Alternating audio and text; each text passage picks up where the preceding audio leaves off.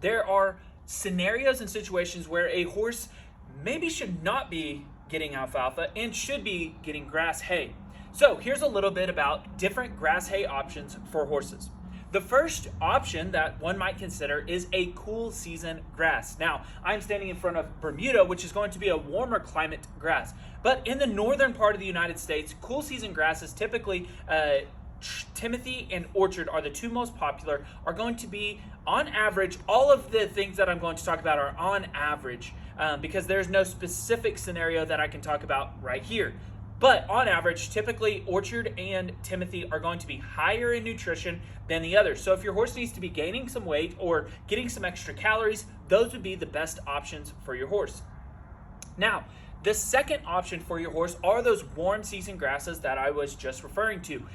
Bermuda or coastal would be some warmer season options for your horse. Now, those are going to be typically a little bit less in nutrition than the cooler season climate grasses that we were just talking about, but those are still going to be higher in nutrition than some of the native grasses that we'll talk about here momentarily. So if your horse is not needing quite as many calories, this would be a good option.